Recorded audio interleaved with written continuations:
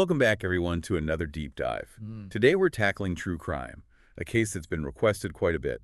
The disappearance of DeOrr Kunz Jr. Yeah, a 2-year-old vanishing from a family camping trip. Timber Creek Campground in Idaho, July 2015. It's a cold case, but a fascinating one. And our source today is an article from City Towner. They cover all sorts of places, but they also delve into true crime. In this case, it's just shrouded in mystery. So we're here to unpack the facts, the theories, what makes it so intriguing, but also, the impact on the family and the community, because this isn't just a headline, this is people's lives. So first, paint us a picture of Timber Creek Campground. What kind of place are we talking about? Imagine, remote mountains of Idaho, Lemhi County, dense forests, rugged terrain, a creek running through it. It's beautiful, serene, a real escape. But that beauty comes with isolation, remote, secluded. And that isolation, it plays a big role in this story. You can almost feel it just from the description, that sense of isolation. Okay, so who was on this camping trip with DeOrr Jr.? So you have DeOrr Jr., obviously just 2 years old. His parents, Jessica Mitchell and Vernal DeOrr Kunz Jr., his great-grandfather, Robert Walton, and a family friend, Isaac Reinwand. Small group, isolated location. And then DeOrr vanishes. Can you walk us through what happened that day, at least based on the initial accounts from the parents? So according to the parents, they arrive at the campground morning of July 10th. They set up camp, enjoy the scenery, do some exploring along the creek. Early afternoon, DeOrr is left with his great-grandfather. The parents go to explore further down the creek. They say it was a short distance, just a quick thing. And when they return? Gone. DeOrr is gone. No trace. It's every parent's nightmare. So what did they do when they realized he was missing? They search the area frantically, calling DeOrr's name. Nothing. They call 911. That's when the official search and rescue operation kicks off. And this wasn't a small-scale search. Right. Oh, this was massive. Authorities, search and rescue teams, volunteers, helicopters, drones, cadaver dogs, the works. Weeks they searched that campground and the surrounding areas, even divers meticulously searching the creek. They were thorough. Weeks of searching all those resources. You'd think something would turn up. Nothing. Not a footprint, no clothing, no signs of a struggle, no remains. And that's where this case gets strange. Really strange. It's baffling. A 2-year-old in that terrain, you'd expect some kind of trace. What does it mean when there's no physical evidence like that? Why is that so unusual? It's highly unusual, especially a child that young in such a, challenging environment. You'd expect something. Trackers, dogs, nothing. It makes you wonder, did something happen very quickly? Was there an effort to remove any trace? It just throws a wrench in the investigation right from the start. So, no physical evidence. Where do the investigators turn? Well, they start focusing on the people who were there that day, trying to get a clear picture from their accounts. They look closely at the parents, Jessica Mitchell and Vernal DeOrr Kunz Jr. Their stories initially seem straightforward, but as investigators dig deeper, things get, a little murky. Murky how? Did they change their story? Not a complete change, no, but inconsistencies start popping up. Things don't quite add up. Little things at first, maybe stress, trauma, you could think. But enough to raise red flags. Enough, and that's what investigators are trained for, to spot those inconsistencies. It doesn't automatically mean guilt, but it does mean you look closer. Remote location. Missing child. No evidence. And now parents with stories that aren't quite lining up. Anyone else there that day who piqued the investigators' interest? Well, there's the family friend, Isaac Reinwand. The article mentions he had a criminal history. And there was this period of time that day where he couldn't quite account for his whereabouts. Now that's interesting. Someone with a criminal history at a scene like this. That's got to raise some eyebrows. What kind of criminal history are we talking about? And what was the deal with that unaccounted for time? Did any of that directly connect him to DeOrr's disappearance? It's a bit vague. The article doesn't give all the specifics about his past, but it was enough to make him a person of interest, that's for sure. And yeah, that missing chunk of time during a crucial part of the day, it just adds another layer of suspicion. But it's important to note, no direct evidence ever linked him to DeOrr going missing. It's a question mark hanging over the case. Another piece of the puzzle, and each piece seems to make the puzzle more complex. So with these inconsistencies and all these unanswered questions about everyone who was there, what happened with the investigation next? This is where it takes a bit of a turn. This is where Philip Klein and his private investigation firm enter the picture. Philip Klein, he becomes a pretty big part of this whole story, right? Hired by the family, but then things get a little messy. So what was his role, and what did he find in his investigation? Klein, he was brought in by the family. They were hoping for some answers, maybe something the official investigation missed. He starts digging in, like any good investigator would. Interviews, reviewing evidence, trying to build a solid timeline. Retracing the steps, but with a fresh perspective. Yeah. Did he find anything new? Anything that hadn't already been uncovered? He did. More inconsistencies in the parents' stories. And these weren't just little things. These were details that didn't match the timeline, didn't match what they'd said before, bigger than you could just explain away as stress or shock. More inconsistencies. That's definitely concerning. What kind of things didn't add up? The article, it's a little vague on the specifics, but it makes it clear that these were significant discrepancies, enough to make Klein seriously question what was going on. And then there's the polygraph tests, right? Didn't the parents fail those too? What's your take on that? How much weight do those tests really carry? Yeah, they did fail the polygraphs. And while those tests, they're not perfect, they're not admissible in court, the fact that they failed, it just adds to the suspicion, especially in a situation that's already this suspicious. It's like every new piece of information just creates more questions. So you've got these inconsistencies, the failed tests. What did Klein conclude from all this? What was his theory? His theory, and it's important to remember at IS the theory, was that DeOrr didn't just wander off. He believed that something happened, an accident, and the parents tried to cover it up. An accident? What kind of accident are we talking about? And what made him think the parents might be involved in a cover-up? Again, the article doesn't go into the specifics of what he thought might have happened, but the idea was that something happened unintentionally that resulted in DeOrr's death. And the parents, panicked, scared, tried to hide it. That would explain the lack of evidence, he argued. That's a heavy accusation to make. How did the parents react to this? They denied it completely. They said Klein was making stuff up, it was hurting them, the whole thing. They even sued him for defamation. A defamation lawsuit. Wow. What happened with that? Did it reveal anything new about the case? Nope. It was dismissed. Not enough evidence. Klein, even with his strong beliefs, he couldn't prove what he was saying.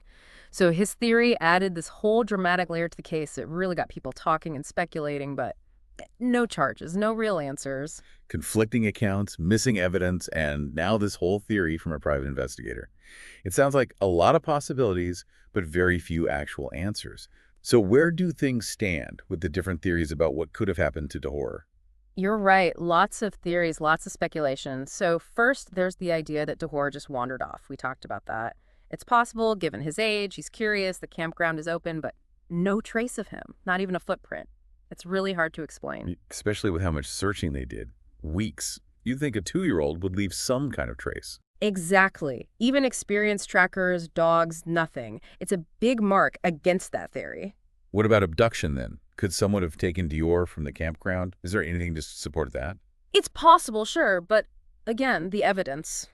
Lack of it, I should say. No witnesses, no one saw anything unusual, no cars, no people, no signs of a struggle, no ransom notes, no contact from anyone who might have taken him. It's not impossible, but there's nothing to really back it up. Which brings us back to Klein's theory. The parents. The inconsistencies, the failed tests, their strong denials. Yeah. It all points in that direction, right? It does, in a way. That theory, even without hard proof, it hangs over the whole case. The inconsistencies, those tests, their denials, it all just raises questions that don't have answers. But it all's just a theory at this point. No direct evidence to link them to his disappearance. So we can't definitively say what role, if any, they played. What makes this case so hard to crack? What are the biggest challenges for investigators? It's a whole bunch of challenges, all rolled into one. You've got the location, remote, hard to get to, not much surveillance, hard to track anyone's movements or get good information. Then you have the complete lack of physical evidence. That's incredibly unusual, especially with a kid this young in that kind of place. It throws a wrench in any forensic investigation. And then you've got the conflicting stories from the people who were there. It just muddies the waters, makes it hard to get a clear picture of what happened. And now years have passed. Memories fade. Chances of finding something new, they get smaller every day. It's a puzzle with a lot of missing pieces. Like trying to solve a maze in the dark. You know there's a way out, but every turn seems to lead to a dead end. But this isn't just some abstract puzzle, right? There are real people at the heart of this. A family shattered by losing their child, a community left wondering what happened. You're absolutely right. We can't forget that human element. DeOrr's family, they've been through so much pain, so much scrutiny, and not having any answers, that just makes it worse. And the community, Lidor, this has impacted them deeply. It's a wound that hasn't healed, a constant reminder of this tragedy. The article mentions that the case is still open officially. Authorities haven't given up. What does that tell us? What keeps this case alive, even after all this time? It shows how powerful this case is, how it grabs hold of people and doesn't let go. Investigators, the public, it's a case that haunts people. And it reminds us that sometimes, even with all our technology, all our fancy forensic tools, some mysteries just stay mysteries. After diving into all this, what stands out to you as the most puzzling part? What makes you want to dig deeper? For me, it's got to be that complete lack of physical evidence. Most missing persons cases, especially a little kid out in the wilderness, you expect something, a footprint, a shirt, a toy, anything. But with DeOrr, nothing. It makes no sense. And that's why there's so much speculation, so many theories, no clues, so we're left guessing. And that not knowing, that's what makes it so frustrating for everyone involved and for anyone who's followed the case, hoping for some resolution. It's true. This case, it challenges us. It shows us that we don't know everything, that sometimes we can't find all the answers. So if you were an investigator on this case, today, where would you start? What would you do, knowing everything we know now? That's a good question. Honestly, I'd go back to square one. Every detail, every statement, every single piece of evidence, no matter how small it seems. Looking for anything that doesn't fit, any patterns, any connections that were missed the first time around. Time passes, people see things differently. What seemed unimportant then, it might mean something now. So you treat it almost like a brand new case, but with all the knowledge we've gained over the years. Exactly. And I'd use all the new technology we have. Satellite imagery, advanced mapping, even AI that can analyze data in ways we couldn't have imagined back in 2015. I'd look at the search data, the terrain, the timeline, everything, looking for anything unusual, any patterns that were missed. That's interesting. So even though it's cold, you're saying there's still hope. With a fresh look, new technology, maybe we can still figure out what happened to DeOrr. I think so. It's a tough case, lots of challenges, so many questions, but it's not impossible. Maybe it takes some luck, some smarts, and never giving up. But I wouldn't lose hope. There's always a chance, even if it's small, that some new evidence will pop up, someone will see something in a new light, or our tech will unlock some clue that's been hidden all this time. That's a good thing to hear, Yeah. especially for people who've been following this for years, hoping for answers, hoping for some peace for everyone affected. And it's a message for anyone who might know something, even if it seems small, insignificant. If you know something, say something. You never know. That little detail could be the missing piece, the key to solving this whole thing. You're right. Sometimes it's the smallest things that make the biggest difference. It reminds us that we can all play a part, even a tiny one, in finding the truth and getting justice. It's a case that stays with you. All those what-ifs. It's easy to get lost in the theories, but in the end, it's about a little boy, a family searching for answers, and a community that's been marked by this. What sticks with you, listener, from this case? What really got to you? For me, it's how it shows us that we don't have all the answers, even with all our technology and science. No evidence, conflicting stories, time passing. It creates this fog of uncertainty, reminds us that some mysteries, we may never solve them. It's humbling, for sure. It reminds us that truth, it can be hard to find, especially in cases like this. But, like you said, we can't give up hope. Maybe someday a new piece of information, a new technology, a new way of looking at things, maybe that'll shed some light on what happened to DeOrr. I hope so. And that's why it's important to keep talking about these cases, asking questions, searching. The more we do that, the more likely it is that someone will remember something, see something, find something that could change everything. Well, listener, that brings us to the end of our deep dive into the disappearance of DeOrr Kunz Jr. The facts, the theories, the uncertainty, the impact. I hope this gave you a better sense of what makes this case so puzzling and why it continues to fascinate and frustrate people. And if you're interested in learning more, I encourage you to do your own research. The City Towner article is a good place to start. Look into the different theories, share your thoughts, and if you have any information, even if it seems like nothing, please contact the authorities. That little detail, it could be the missing piece, the key to finally figuring this out. Absolutely. Sometimes it's the small things that matter most. We can all play a role, even a tiny one, in getting justice and finding the truth. Thanks for joining us on this journey. Until next time, stay curious, stay informed, and stay engaged.